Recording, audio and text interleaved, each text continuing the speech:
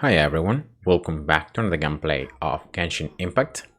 So in this video I'm gonna show you the new 5-star character that's been released that you can find in the new banner. That is Nilou. She is the new 5-star Hydro user and she is a sword user, so very interesting. And now for the trial version, she's equipped with her future weapon 5-star that you can find as well in the weapons banner, called Key of Cash Snisset.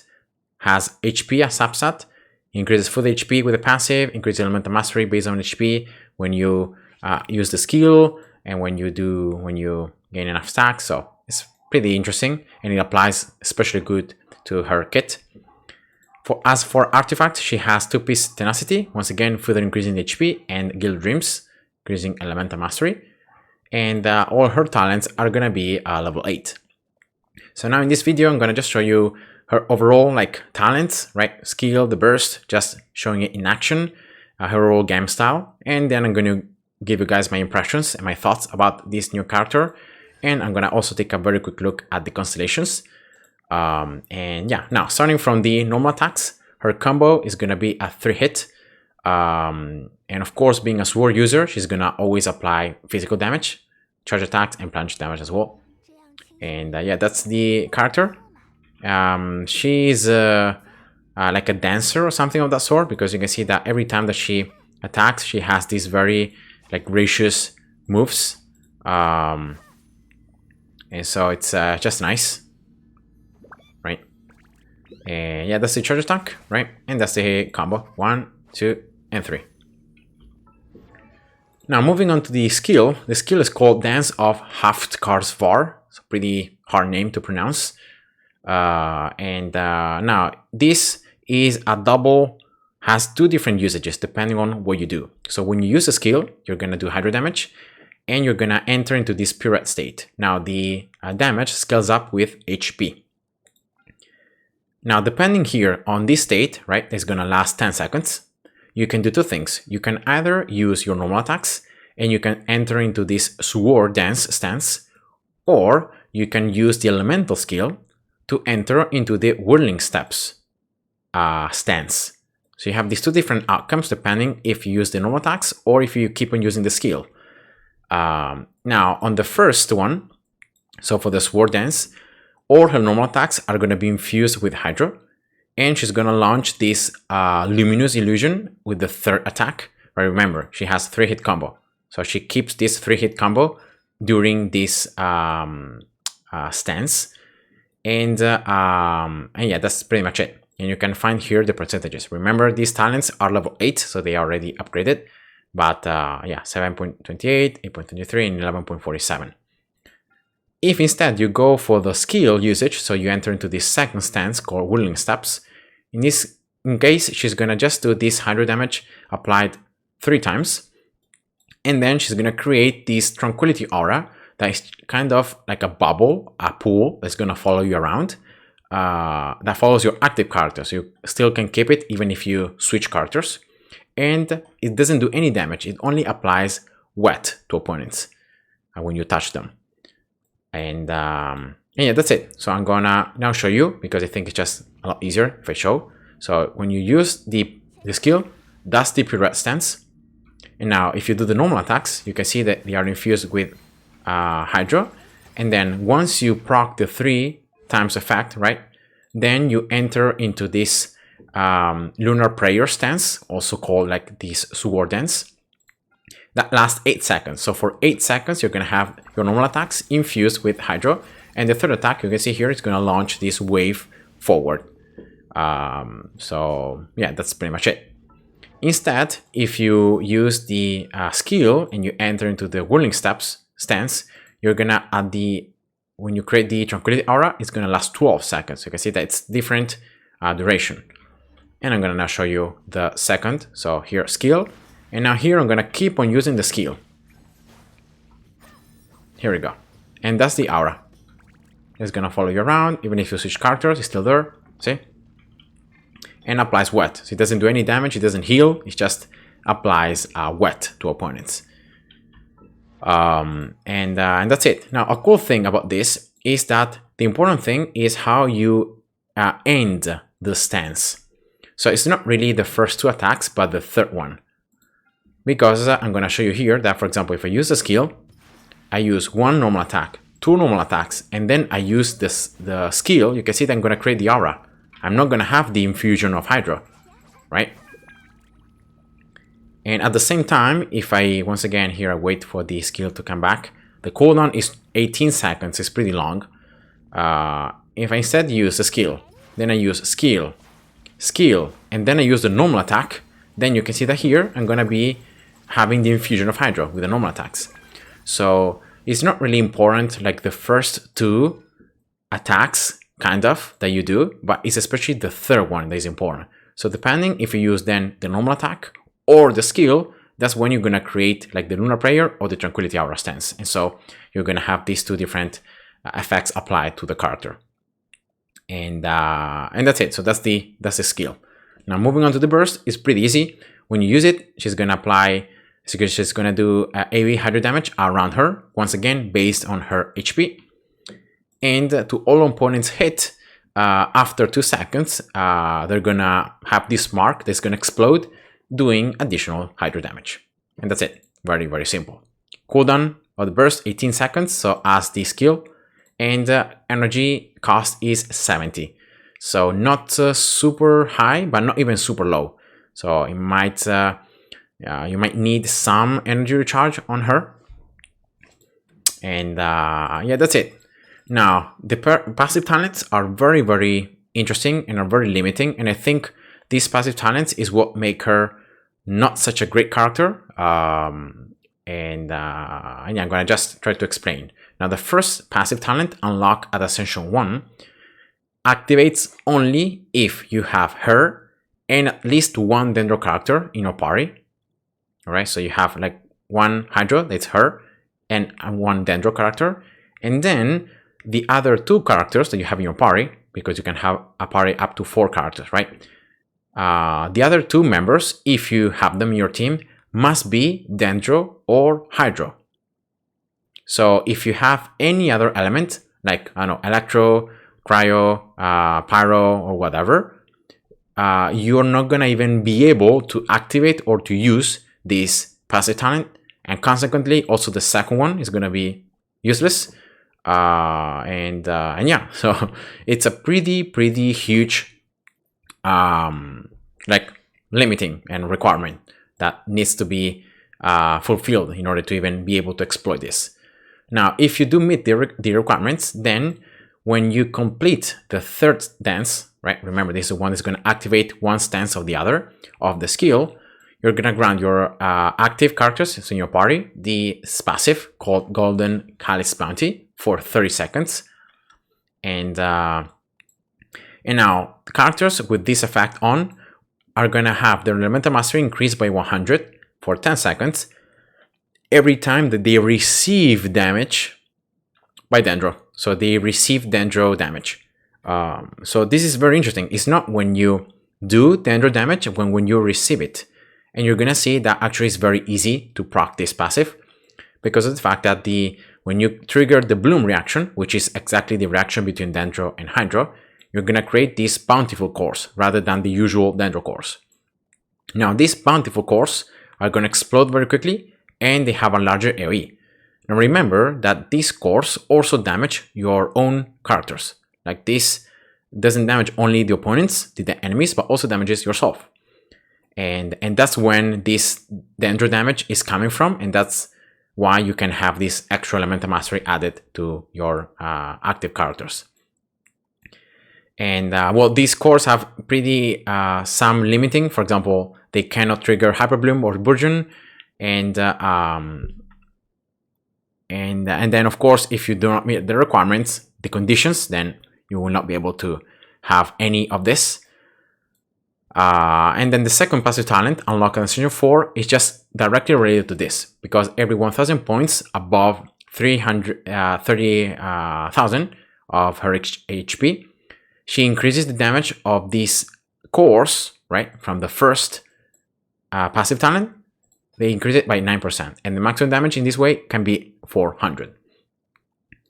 And in this case, for example, she has 50,000 HP, which is 50 points above 20, sorry, 20 times, because it's 20 times above 30. So you have 9 times 20. So it's should be 180%, right? I think it's 180% extra damage that these cores can do. So in this trial version, these cores are going to do 120% more damage. Last passive talent, whenever you cook adventure-related foods, you have a 12% chance of obtaining double dish. And that's it. Now, before moving on to the constellations, I just want to show you her role kit, right, in action, so we can check it out. And I'm gonna now use the first stance, right, the sword stance, where my attacks are infused with hydro, and I'm gonna create this luminous, waves flying in front, doing additional damage. And now here I'm gonna instead use the second stance, the whirlwind steps, right, where I'm gonna create instead this. I'm gonna apply wet to opponents. Now I'm gonna use a burst as well, so you can see it, the animation, the damage, and then the additional damage, right? And now I'm gonna show you the Bountiful Cores. So whenever you use the third step, right, and I think this is easiest when you go with the whirling steps, and then you create bloom, right? So you create any elemental action. You can see that you're gonna create these cores, and when you receive damage, right, that's when your elemental mastery is increased. And well, in this case, she's increasing as well because of the weapon, but the elemental mastery is increasing by 100. Remember, that's by how much this passive talent increases it. Yeah, the only bad thing is that well, she, like the active character, also receives damage. So it's both things. So it's not just that you do damage to enemies, right? It's also that you receive damage. So that's the only unfortunate thing I would say about this kind of passive talent, right? And therefore, you're gonna need either a healer or a shielder in your team if you don't wanna end up dying because of the damage that you take from the actual passive. So yeah, that's the only thing. And it's very easy to create, for example, in this case with Colette, that her burst, right, it's just perma dendro application. It's very easy to create a lot of these blooms, and so to just create a ton of these Bountiful Cores that do a lot of damage. But yeah, that's the character overall, right? And personally, I would rather, I don't really like the fact that you are limited and you have so many conditions for the passive talents to work. Both of these passive talents are going to be related to these conditions, and if you don't met them, then you cannot even have these extra things. And as well, the fact that this passive talent is based on the fact that you end up, you have to receive damage. You have to get hit by Dendro. Otherwise, you don't get the extra elemental mastery. And of course, you can shield it, so you can still receive the extra elemental mastery even if you don't receive damage.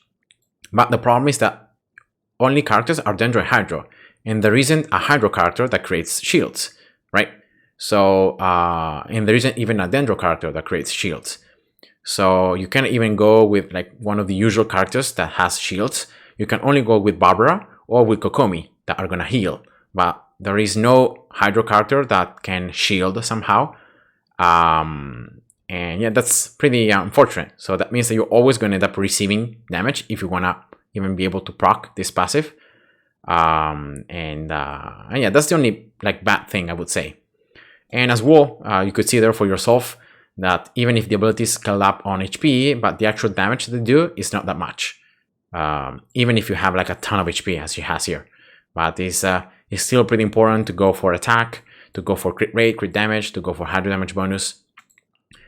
And yeah, but overall, you can build this character in these two different ways, right? To either do damage yourself with the skill, with the burst, and you just ignore the passive talents.